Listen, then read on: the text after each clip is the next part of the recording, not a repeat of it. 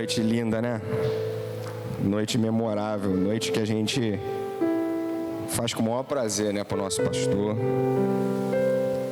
porque é uma pessoa muito especial para nós. Eu tenho certeza que vocês estão sendo muito bem pastoreados. Quando eles vieram para cá, nos bastidores a gente comentava, o Senhor enviou o que nós temos de melhor. Uma família preciosa, uma família que ama realmente, como a Brenda falou aqui, estar na igreja, ama servir, ama estar congregando com os irmãos, ama poder pregar a palavra. Não é à toa que a veia dele, missionária, evangelística, é muito forte. E para mim é uma honra e um desafio muito grande poder ministrar para o Senhor e compartilhar essa palavra também com a minha igreja aqui em Jardim América. Quero louvar a Deus pela vida de cada um de vocês. Quero agradecer a Deus a oportunidade de poder estar subindo aqui nesse altar. Agradecer a minha família, minha esposa, minha filha que estão aqui em algum lugar por aí. Daqui. Agradecer minha liderança também, o apóstolo Ezequiel, os pastores que nos abençoaram para que nessa noite nós pudéssemos estar aqui. É muito bom andar em obediência, né, irmãos? Estava escutando as palavras ali escondido. E é muito bom a gente andar em obediência. Prometo que eu vou ser breve, mas é uma palavra muito desafiadora. Queria que vocês abrissem Abacuque, capítulo 2, no versículo 4. Quando eu recebi essa linda convocação por parte do Espírito Santo, através da vida da minha pastora, uma palavra logo veio na minha mente assim: fidelidade. Fidelidade. Como é difícil hoje a gente encontrar fidelidade por aí. Como é difícil. Como é difícil no mundo em que nós estamos vivendo. Amados, como é difícil a gente poder ver por aí fidelidade, lealdade. E antes de ler essa passagem, eu queria fazer alguns comentários, uma introdução breve a respeito dessa palavra. Eu estava procurando e no dicionário diz que fidelidade é a atitude de quem tem compromisso com aquilo que assume. Eu tenho certeza que essa palavra vai falar aos nossos corações e o coração do nosso pastor e vai nos desafiar, porque a palavra é dele. Atitude de quem tem compromisso com o que assume. Característica de quem é leal, confiável, honesto e verdadeiro. Eu enxergo essas qualidades na vida do meu pastor. E são essas qualidades, essas características que nós, nos dias de hoje, não podemos deixar escondido por aí. Por onde a gente passar, por onde a gente colocar os nossos pés, por onde a gente tiver a oportunidade de pisar, a gente tem que expressar essas características. A gente tem que expressar, a gente tem que fazer a diferença onde a gente está. O mundo caminha cada vez mais para uma perdição muito grande. O pecado dominando. E você vai entender mais à frente com a passagem que a gente vai ler. E é necessário que a gente preserve os valores da igreja primitiva, que a gente preserve esses princípios.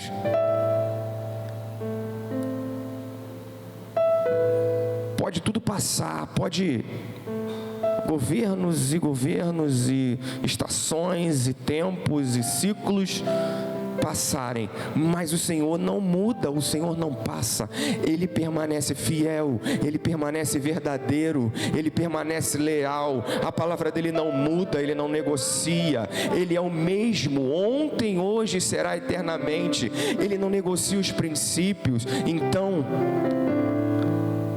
nós precisamos colocar isso no nosso coração e escrever nas tábuas do nosso coração. Fidelidade, eu vi no hebraico que significa emuná, certeza. Quando você vê alguém fiel, quando você se depara com alguém que expressa fidelidade, você identifica certeza nas palavras dessa pessoa. Você identifica certeza. Ela fala uma coisa, ela cumpre. Ela se compromete em fazer tal coisa com você, ela faz. Ela falou que vai orar por você, que vai lá visitar você, ela vai lá e visita. Ela se compromete, ela tem certeza nas suas palavras. Vamos ler o texto? Abacuque capítulo 2, no versículo 4 diz assim: eis que a sua alma se incha, não é reta nele, mas o justo, pela sua fé, viverá. Repita comigo: mas o justo, pela sua fé, viverá. Você vai entender essa passagem aqui, e eu quero, só para que você se situe, te explicar que cenário que estava acontecendo nesse momento aqui da história. Nesse momento aqui, o povo de Judá estava num período em que estava longe do Senhor. Jerusalém estava prestes a ser dominada. Babilônia estava em alta. O pecado em Judá estava sobressaindo. Nesse período aqui, Judá começou a se afastar do Senhor. Judá começou a negociar os princípios. Eles se voltam contra Deus. O pecado domina aquele povo. E aquele povo começa a confiar no seu braço. Eles começam a desprezar Deus. Eles começam a pensar que não precisam mais do Senhor, porque eles já dominam determinadas áreas e acham que o Senhor pode ficar em segundo plano. E eles começam a fazer alianças políticas, eles começam a negociar as coisas para que os inimigos não sobreviessem contra aquele povo.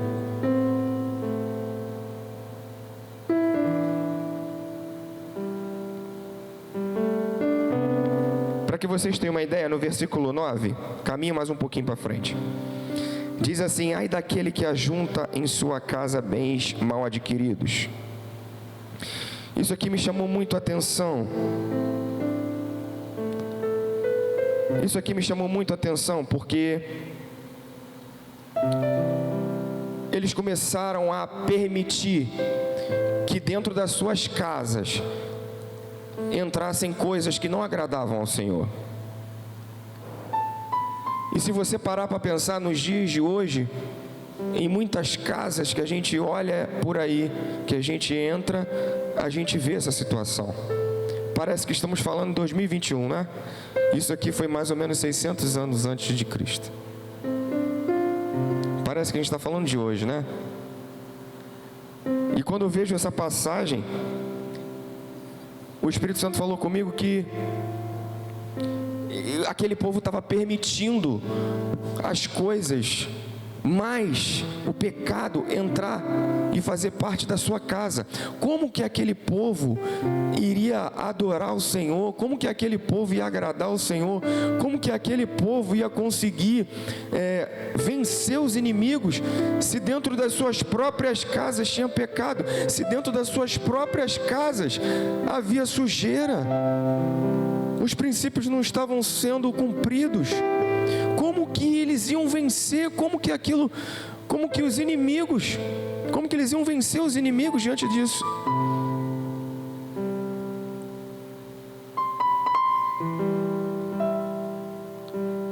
Eu estava lendo também que nesse período existia um deus chamado Marduk.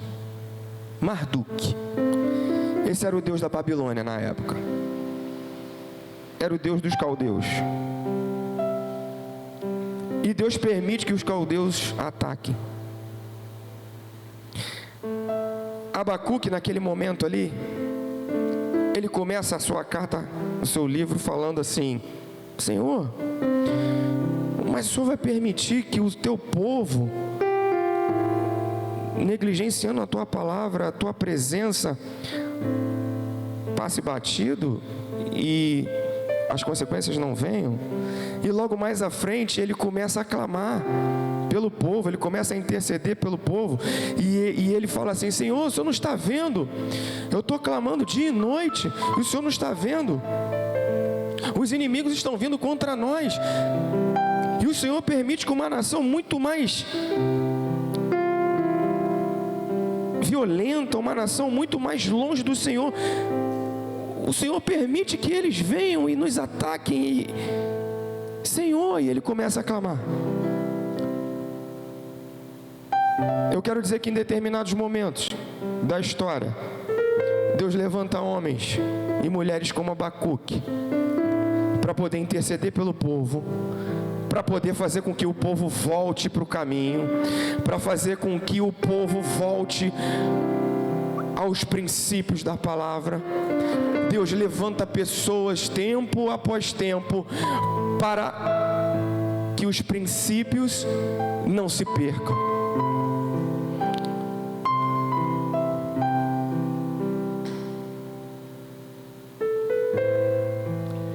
E Abacuque abraça literalmente essa causa.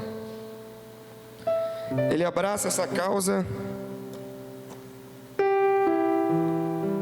e ele, nesse ponto aqui que a gente leu no versículo 4, ele se dirige a uma parcela daqueles que ainda restavam no meio do povo, que permaneciam, tentavam permanecer fiéis. Esses eram justos. Tem justo nesse lugar? Aleluia. Como eu estava dizendo, a gente, olhando hoje o cenário no Brasil e no mundo, não é difícil você perceber isso, mas não parece que a gente está assim, cercado? A gente fica cada vez mais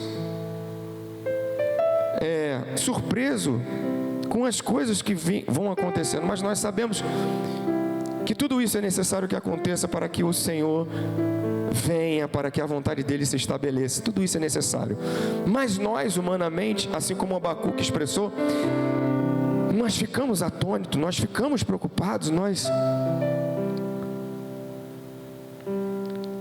e muitas das vezes esses pecados, essas falhas, não está no irmão do nosso lado. Não está no irmão da direita, no irmão da esquerda, no irmão que senta atrás.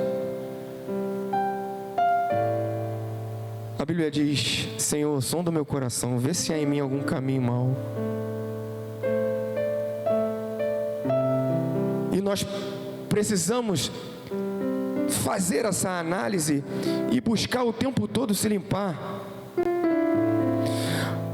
E buscar o tempo todo lavar nossas vestes no sangue do Cordeiro, porque, irmãos, o diabo ele é sutil. Amados, eu estava estudando essa palavra e me veio um temor tão grande de poder compartilhar isso com vocês, irmãos. Eu estava falando com a minha esposa, eu falei: amor, eu acho que o pessoal só vai dar glória a Deus no início. E no no final, porque no meio, eu não sei.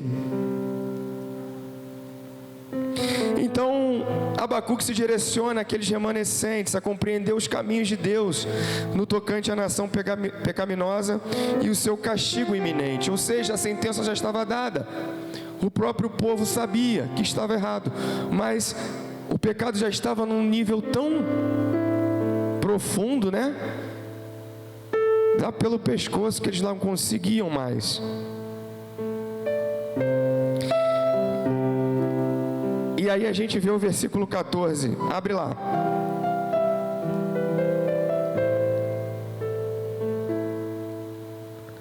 No meio de tudo isso, no meio de todo o caos, no meio de toda a confusão, Deus levantou homens como Jeremias, levantou homens como Naum, Miqueias,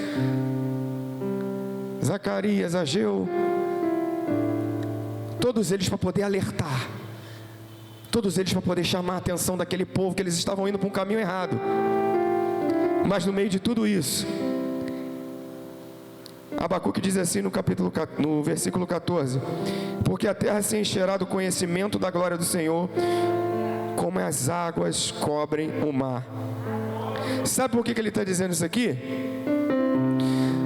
Porque aquele povo babilônico, eles tinham muita confiança, entre aspas, né? Muita segurança, eles se achavam tão seguros, que tudo que eles plantavam, tudo que eles fossem fazer, tudo eles conseguiriam um êxito, mas eles não adoravam ao Senhor, eles não eram gratos ao Senhor pela terra, eles não adoravam ao Senhor com seus dízimos, com as suas ofertas, eles não entregavam ao Senhor como forma de gratidão aquilo que lhes era devido. Eles não faziam isso, eles ficavam com tudo. E aqui eu aprendo a segunda coisa: nós precisamos compartilhar com o Senhor, nós precisamos fazer com que a palavra dele continue sendo pregada a tempo fora de tempo. E para que isso aconteça, existe uma necessidade do nosso despojamento, da nossa disposição, do nosso caminhar, da gente pregar, da gente evangelizar, da gente falar do amor de Deus, da gente não se cansar, porque o mundo lá fora vai continuar falando besteira, não adianta. O mundo lá fora vai continuar pregando o contrário. O mundo lá fora vai continuar falando aquilo que não presta, mas o Senhor conta com os justos de 2021 para poder levantar esse Brasil, para poder levantar o bairro de Jardim América, para poder levantar o Rio de Janeiro. O Senhor conta com os justos desse mundo para levantar o nome dele. Aonde quer que a gente vá, tem que ter alguém que abre a boca, tem que ter alguém que declare que só existe um Senhor, que só existe um Deus, que só existe um único Deus, que só existe um Senhor na face da terra. Existe essa necessidade de você e eu assumirmos essa responsabilidade, como eu falei no início, da gente pregar, da gente não somente com as nossas palavras, mas com as nossas atitudes. A gente aprende isso no livro de Atos.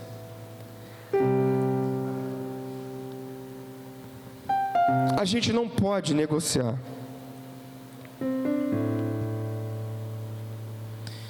E isso é um contraponto do ponto de vista econômico em relação à Babilônia, que estava em alta naquele momento. No versículo 20 do mesmo capítulo 2, as coisas continuaram a acontecer. E no versículo 20, ele volta de novo. E é como se ele estivesse falando para o povo assim: calma, Deus não perdeu o controle. Calma, Deus não perdeu o controle. Há momentos que a gente parece que, né, o Senhor não está nos ouvindo, né? Que a gente ajoelha no nosso quarto lá, no nosso devocional, e que o Senhor não está ouvindo a gente, né? Parece que a oração não passa. Às vezes parece que a gente está sozinho, mas não, o Senhor está ouvindo. É preciso a gente orar. Se a gente está sentindo, se a gente também não está sentindo, a gente precisa. Olha só o que ele diz no versículo 20: mas o Senhor está no seu santo templo, cale-se diante dele toda a terra. Ele está no domínio, ele está no controle. Pode ser a situação mais adversa, pode ser aquilo que todo mundo já falou o contrário, os médicos, seja lá o que for. Pode ser o que for, mas se o Senhor estiver no controle, se você colocar o Senhor como primazia, se você colocar o Senhor como primeiro lugar na tua vida, a palavra vai se cumprir, as demais coisas serão acrescentadas, você não vai sentir falta de nada, você no período do deserto, você vai frutificar, você no período da dor, você vai regozijar, você vai ter forças para poder orar, no período da adversidade, você vai poder consolar pessoas do teu lado. Olha que contraponto. No período de adversidade em que você geralmente vai estar necessitando de uma palavra, de um consolo, de um abraço, é o momento em que Deus te usa para poder você estender a mão.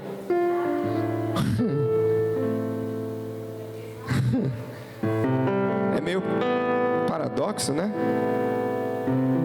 A gente já teve oportunidades de, em alguns momentos na nossa vida, nós não temos muitos anos de casado, mas esse pouquinho de tempo a gente aprendeu algumas coisas.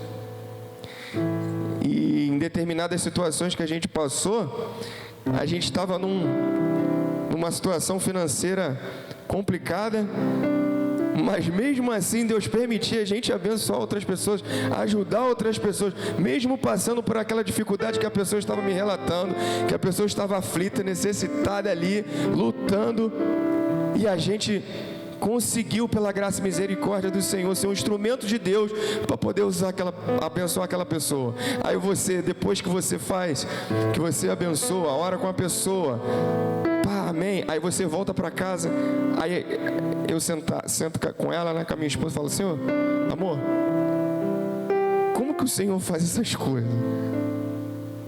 Na verdade era para a gente estar sendo abençoado e a gente ainda está abençoando.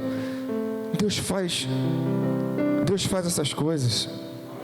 Deus faz essas coisas. É inexplicável. O milagre não se explica. O milagre não se explica.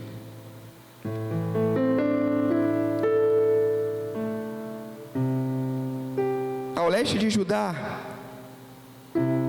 ficava o Rio Jordão.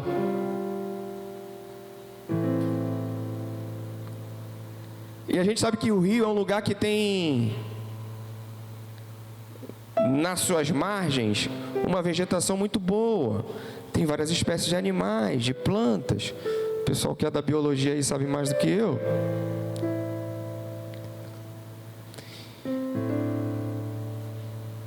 Se você passa numa cachoeira, você vê, né, as árvores em volta, tudo muito bonito, tudo muito verde.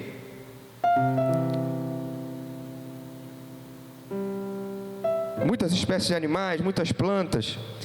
Por que acontece isso? Porque as águas, elas são renovadas constantemente. No rio, a água passa, segue o ciclo e vem mais, e vem mais, e vem mais, e vem mais, e vem mais. O que eu entendo com isso? O Senhor estava chamando a atenção daquele povo, e o Senhor hoje chama a nossa atenção para que a gente não saia das margens do rio, para que a gente não vá para os montes. Você vai entender por que eu estou falando isso. Deus está chamando a atenção daquele povo, para aquele povo ficar perto do rio, para aquele povo ficar na presença dele, para aquele povo ficar aonde tem vida. Se bem que naquela época, em toda a história, se você vê, cidades que são situadas próximo a rios, são cidades constantemente ameaçadas de invasão, porque todos queriam ficar perto de cidade onde tinha rio, porque no rio você tinha riqueza, você podia desenvolver agricultura, você tinha plantas, você tinha animais, você tem alimento, tinha muita coisa. Então Deus está chamando aquele povo ali para poder ficar perto dele, para poder ficar nos rios do Senhor. Sabe por quê? Porque nessa época, o povo de Judá, se afastando do Senhor, eles estavam lembrando de altares que foram feitos para uma deusa. Olha só que loucura. O povo que estava caminhando, uma das 12 tribos, o nome escrito, quase toda a palavra, negociando e lembrando e fazendo referência a altares. Olha que coisa louca.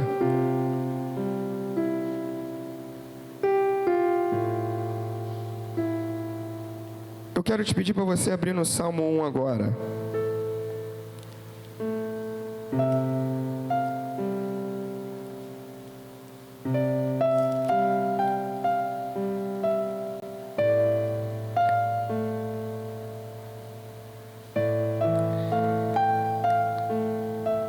Então, voltando, Deus está chamando aquele povo para andar com Ele novamente, levantando profetas, levantando homens de Deus,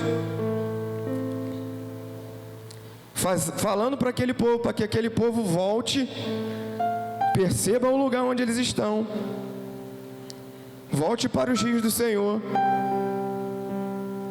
Olha o que diz no versículo, no Salmos 1, versículo 3. Pois será como árvore junto aos ribeiros de águas, a qual dá o fruto na estação própria, e cujas folhas não caem, e tudo quando fizer prosperará. O povo de Judá esqueceu. O povo de Judá esqueceu desse princípio. O povo de Judá esqueceu que, vivendo perto do rio, que vivendo perto da presença, eles não iam ter falta de nada, eles iam continuar na dependência do Senhor. Vivendo perto do rio, eles iam continuar tendo a bênção do Senhor. Entenda, meu irmão, minha irmã, nessa noite, se você viver perto do rio, você vai ter resposta. Se você viver perto do rio, você vai ter provisão para a tua casa. Se você viver perto do rio, você vai ver o que ninguém vê. Se você viver perto do rio, você vai viver o que ninguém vive. Os sobrenaturais estão guardados para aqueles que permanecem justos. Como a gente leu no versículo 4, aqueles que vivem pela fé. A todo tempo a nossa fé é desafiada. E eu quero desafiar essa noite você, para que você se desafie, para que você se permita ser mudado, ser desafiado, para que você mude a tua rotina cristã, para que você dê realmente, sabe, um upgrade, uma sacudida na tua vida. Nós estamos num período aí, finalizando um ano e entrando outro, e é um excelente momento para você fazer isso. De repente você, nesse ano, não conquistou ou não conseguiu tudo aquilo que você queria, mas saiba que o Senhor está no controle da tua vida. Não coloca os pés pelas mãos, não toma atitude precipitada, não faz como aquele povo fez, não, porque aquele povo não era um povo pagão, um povo que não conhecia, porque até, você consegue compreender, mas era um povo que entendia. O Senhor está falando ali com o povo dele. O Senhor está falando com o povo dele.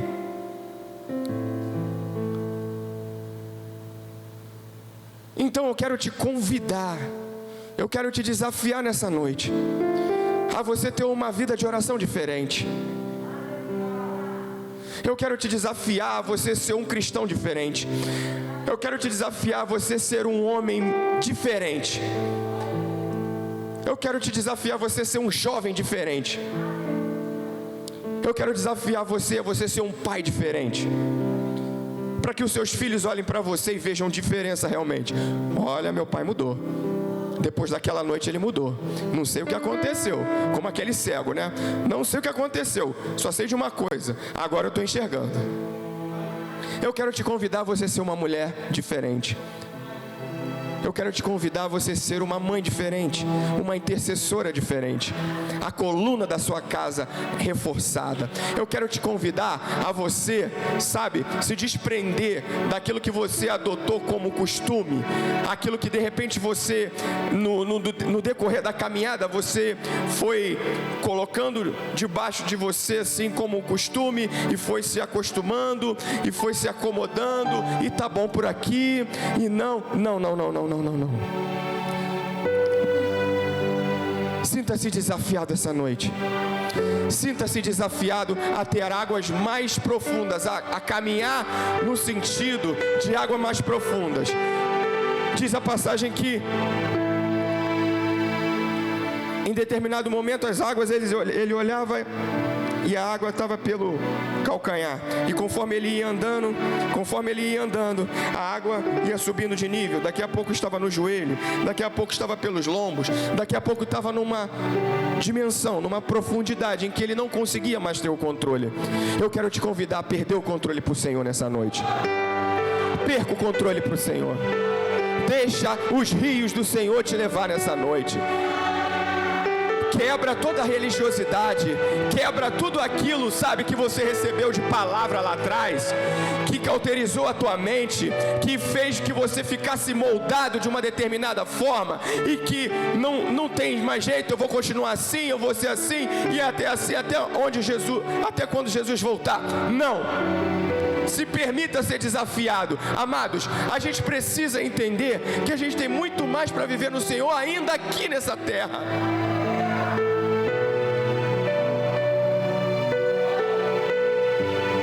A gente tem muito mais ainda para viver aqui nessa terra. Esses milagres que a gente vê aqui, da sombra curar, sabe, de Jesus passar, fazer uma lama passar nos olhos e a pessoa ser curada. Meus irmãos, em nome de Jesus, eu quero viver isso.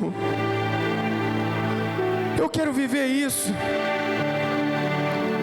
Algum tempo atrás a gente fez algumas campanhas no monte. Quanto tempo eu tenho? Jesus, eu estou acabando. Rapidinho.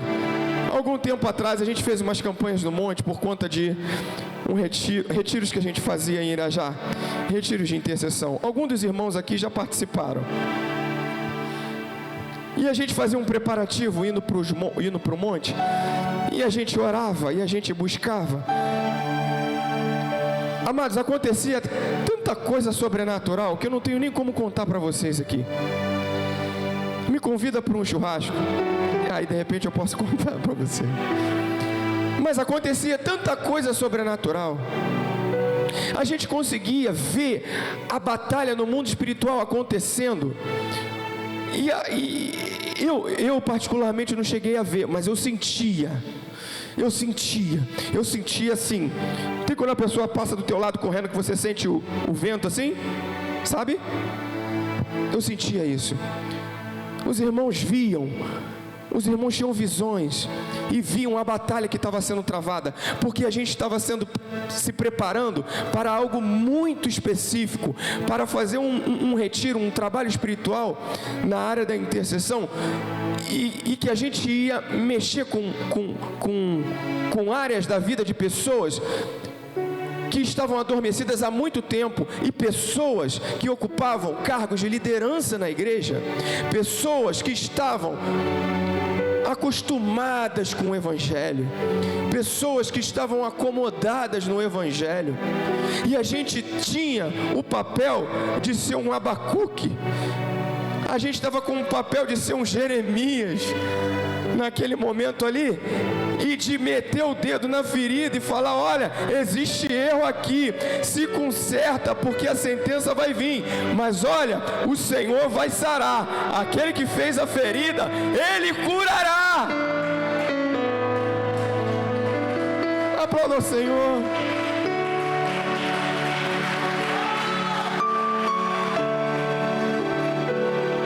Aleluia.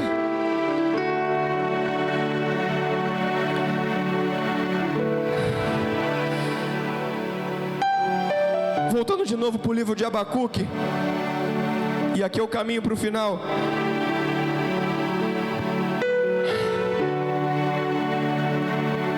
No versículo 17, existe aquela passagem que todos conhecem, a oração de Abacuque. O capítulo 3 começa, e ele vem descrevendo a grandiosidade do Senhor. Sabe, é como a gente costuma orar. A gente começa adorando a Deus. Deus, nós te louvamos, nós te entronizamos nessa noite, nós damos toda a honra, toda a glória, todo o louvor, como estava acontecendo aqui na hora do louvor.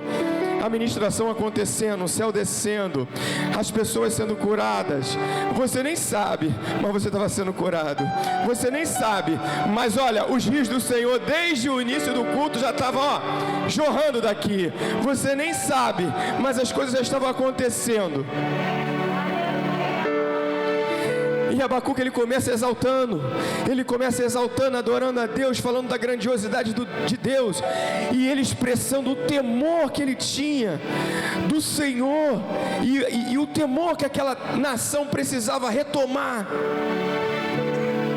E no versículo 17, ele diz assim: porquanto, ainda que a figueira não floresça, nem haja fruto na vide, o produto da oliveira minta, os campos não produzam mantimento, as ovelhas da malhada sejam arrebatadas, e nos currais não haja vaca. Aleluia. Todavia eu me alegrarei no Senhor, eu exultarei no Deus da minha salvação. Jeová, o Senhor é a minha força, e fará os meus pés como o das servas, e me fará andar sobre as minhas alturas. Aleluia. Abacuque entendeu que o segredo estava em ser fiel. Abacuque entendeu que para aquele povo voltar para os caminhos do Senhor, ele precisava, olha, acorda, voltem à fidelidade que vocês tinham antes, voltem, se arrependam, chorem, prantem, se reconciliem com o Senhor. Confesse o seu pecado, confesse a sua falha, a sua limitação. Amados, não é vergonha pedir ajuda. Eu sempre falo isso com as pessoas que eu tenho oportunidade de caminhar. Não tenha vergonha de pedir ajuda.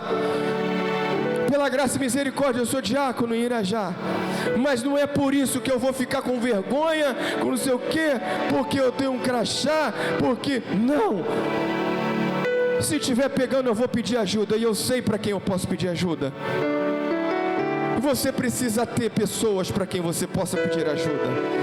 Você precisa ter um homem, você precisa se cercar de pessoas que você possa confiar, que você possa pedir ajuda.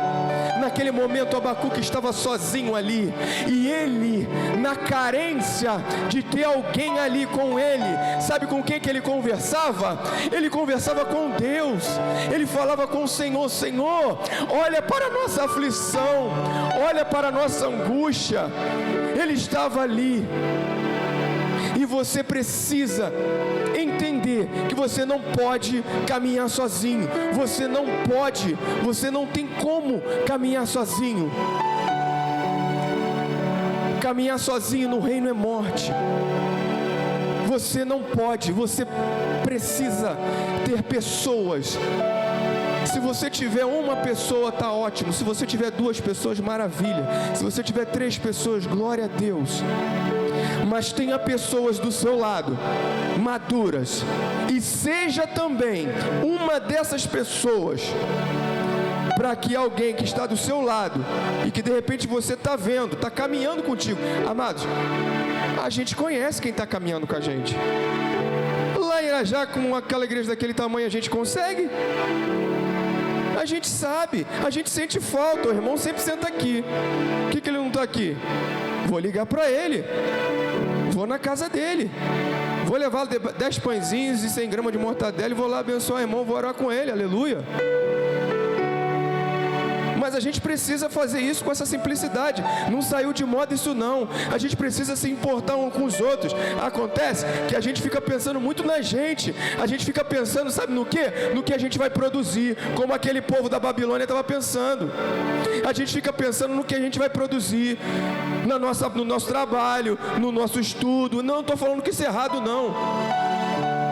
No que a gente vai fazer, na faculdade que a gente vai fazer, nas entrevistas de emprego, na empresa que você tem, o que você vai fazer, o que você está projetando para o ano 2022. Tudo isso é muito bom, é louvável e Deus se agrada disso. Mas olha, busca primeiro o Senhor.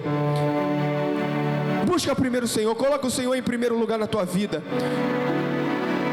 Para que você não se perca no meio do caminho, para que você não se confunda. Aquele povo ficou confundido, depois de ter vivenciado tantas coisas, depois de ter visto tantas coisas, aquele povo ficou confundido, aquele povo ficou, sabe, perdido na casa de Deus. Olha aí.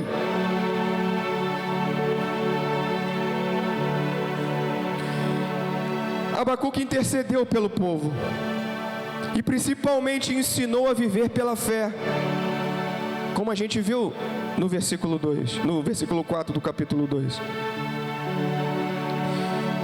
E ele pede para que o Senhor manifeste novamente seu poder, para que o povo volte aos seus caminhos.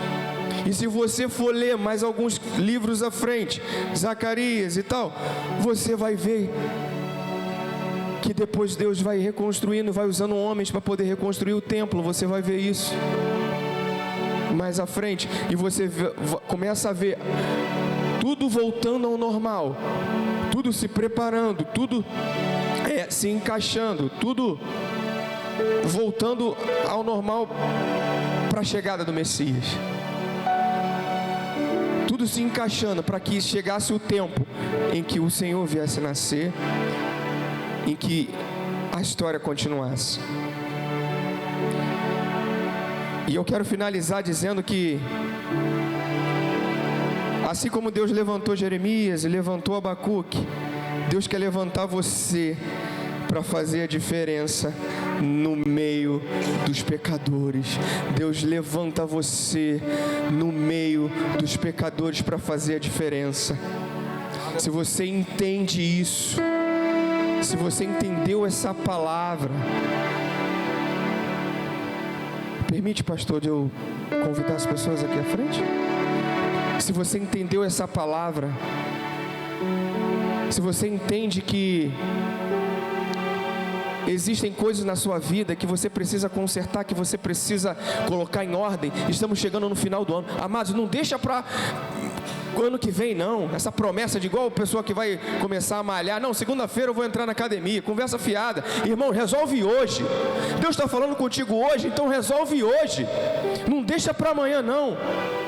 Se você se identifica, se você acha que nessa noite Deus falou contigo e que você quer voltar aos caminhos, que você precisa reorganizar áreas da sua vida, se você identificou através dessa palavra que existem áreas que você precisa reorganizar, colocar em ordem, tendo em vista esse tempo em que nós estamos vivendo, eu queria te convidar com muito carinho para que você viesse aqui na frente, que a gente pudesse orar por você.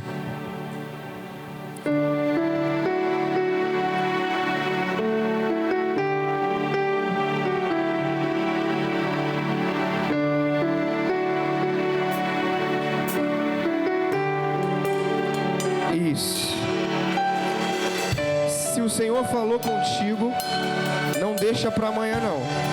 Essa é a hora. Essa é a hora. Isso. Essa é a hora. Essa é a hora. Tem mais gente. Essa é a hora. Essa é a hora. Essa é a hora. Não.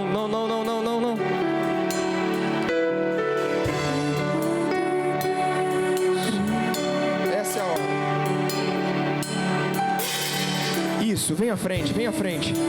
Vem, deixa tudo no altar. Deixa tudo no altar. Deixa tudo no altar. Eu vou orar por você agora. E eu quero que você receba essa palavra, a palavra que foi direcionada a Jeremias. Eu quero dizer para você agora, nessa noite.